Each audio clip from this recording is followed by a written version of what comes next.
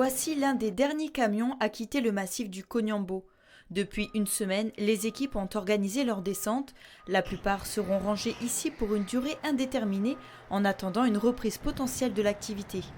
Lui, il expliquera. Ouais. C'est rangé dans l'ordre que si jamais ça doit redémarrer, ça ne demande pas beaucoup d'efforts. Donc là, on a environ ramené une quinzaine de camions. Il va nous rester encore une dizaine, en gros une dizaine de camions à nettoyer, à laver, à descendre, dès qu'on a terminé les opérations d'ici ce week-end. Donc il n'y a plus de quart de nuit. Donc notre personnel travaille essentiellement en 4x4 jours.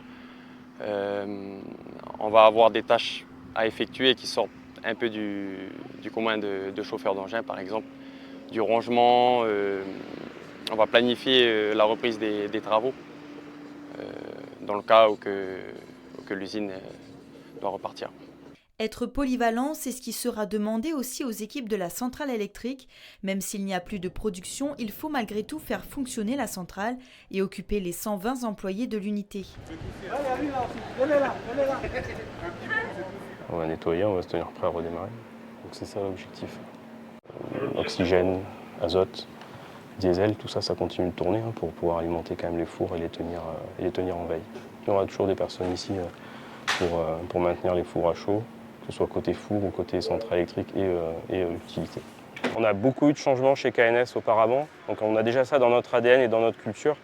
Et les équipes restent pour l'instant confiantes et on les occupe au maximum pour qu'effectivement on garde cette dynamique positive. Alexandre Rousseau, vice-président responsabilité sociétale de l'entreprise à KNS, rappelle l'importance de conserver la qualité du travail déjà atteint ces dernières années et de l'améliorer en formant davantage les équipes. Oui, la formation est un volet sur lequel on va avoir du temps et de l'énergie à consacrer. Notre travail, c'est de nous mettre dans les meilleures conditions, on s'y attelle, et puis on verra dans les prochains mois comment les choses se profilent. Depuis l'annonce de la mise en veille, en plus du départ progressif des sous-traitants, 70 employés Glencore ont quitté l'usine. Ces postes ne seront pas tous remplacés au vu de la situation, mais nécessitent une réorganisation des équipes. À l'heure actuelle, même si différents groupes ont manifesté leur intérêt pour l'usine, rien de concret n'est encore signé.